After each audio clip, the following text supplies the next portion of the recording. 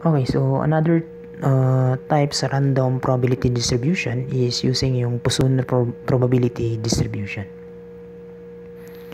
Okay, so advanced na pud ni siyang probability.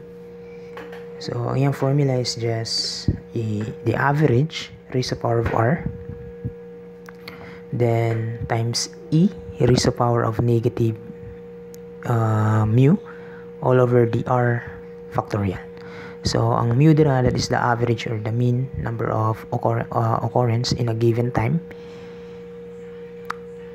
interval or region, and ang r is mao to nga to ang mga randomly selected, no? R0, 1, 2, and 3. So minsan ang Poisson probability distribution is mas higher siya kaysa sa hypergeometric. Kung mapansin mo, no, diri di ba, katong at least 1 sa hypergeometric, na this is under hypergeometric ha. Kung mukhang kung at least 1 is defective, tama lang yun na siya sa, di ba, kaya nibunlot siya diri og 3, so at least 1, so na-start siya from 1, 2 up to 3, kay 3 random. Ang sa Poisson is kaya na i-take up to infinite values. So pag ang problem is nag-involve na siya og mga infinite values from 0 to 1 to 2 to 3 and so on and so forth hangtod sa infinity, so infinite values kaya na ya i-take na. So isa ni mo na ang tan-awon na under na siya sa Poisson probability distribution, which is so far di man po mo siya kaya sulbon og hypergeometric or binomial. So di po mo siya kaya sulbon og normal. So si Poisson lang yun ang makasulbana. So pag mga infinite na. And minsan mga problem ni Poisson is na siya yung mga word na average, yeah? So average of 5 calls per day, average of 5 errors per day, or average of 5 walks per day, nga na. So na siya mga word na average. So far kana lang man ang imuhang mga highlight diri sa Poisson. So anyway, mag-apply daw problem sa Poisson probability distribution para makita ninyo ang application. So one of the application of the Poisson ratio is may aning structure sa problem. So for instance, the secretary of the RM Associates, a law firm, finds that there are on the average of 5 calls from client per day. Okay? So unsa ang probability that the firm will receive exactly 3 calls on a particular weekdays. So moto, no? So 3 calls lang daw kotob. So exactly. So ang R nato is 3, and then we have the average of 5 calls per day and taman R. Okay? So unsa ang probability na makakuha ta og 3 calls on that particular weekday. So this under Poisson kay na siya average nga gihatag. So direct substitution na lang ni siya. Pero gusto niya is 3 lang gotob, no? Kaya nigamit siya og word na exactly. So pag mingon siya at least, lahin na po na siyang story. Mo tong mag 0, 1, 2 and so on and so forth. Okay? Okay, sige. So bale, formula is kanilang. So kopyahan na lang na ako ni. Okay, Gemma. Wait. Copy and then paste. So therefore natay 5 raised to the power of 3 e to the negative 5 all over 3 factorial. So therefore that is 0.1404. And mo na ni siya ang answer.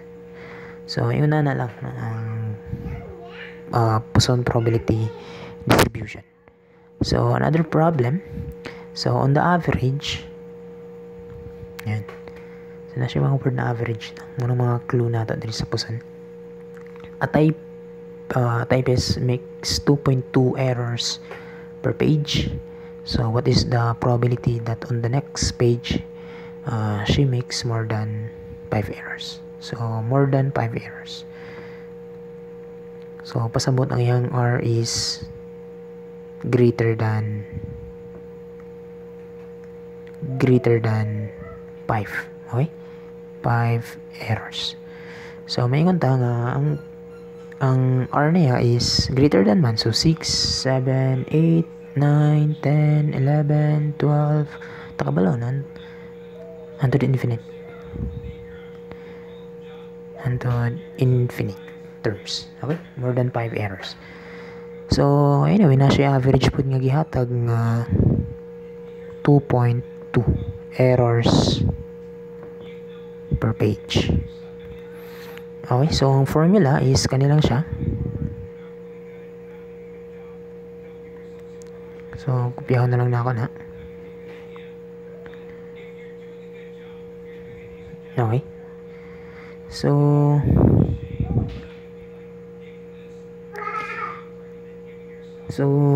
ang pattern lang nga ni, no? Kay, for example, 6, 7, 8, 9, 10, 11, 12. Once maganda ko ang number, magkagamay po ng iyahang value. So, anyway, bisag asa ka mukat, example, gusto na akong maundang lang ko sa 12, no? So, makuha na ako yung approximate nga value.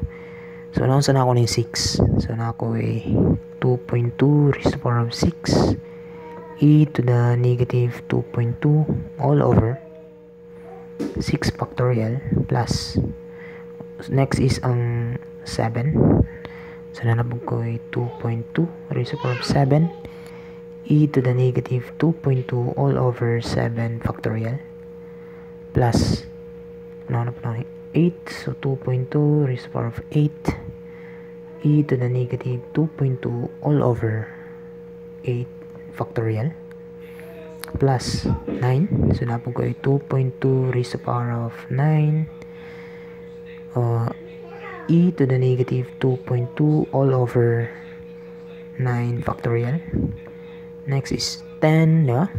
Copy kayo na. So, 2.2 raised to the power of 10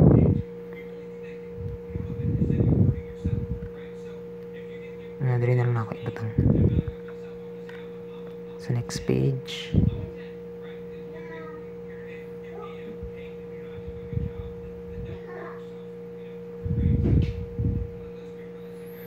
So 10, then e to the negative 2.2 all over 10 factorial plus 2.2, then 11 e to the negative 2.2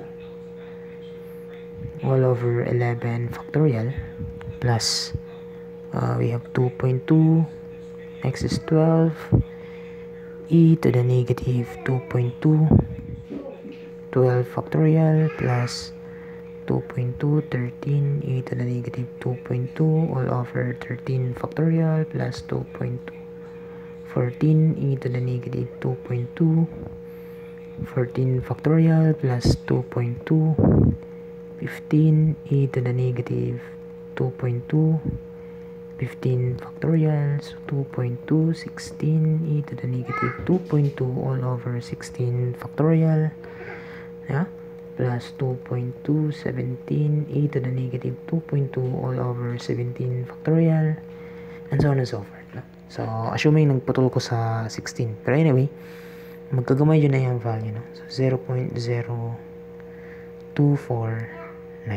Okay. Ang answer ani. So, bisan pag diri lang ka sa 15, so close na kayo na siya diri sa 0.0249, or diri ka sa 16, close na yun na siya, ha? O moabot ka sa 20, so hapit na di matandog ng 0.0249. Magkagamay magud siya makadako ang number. Okay? So, yan. So, yan na ang ato ang Poisson probability distribution.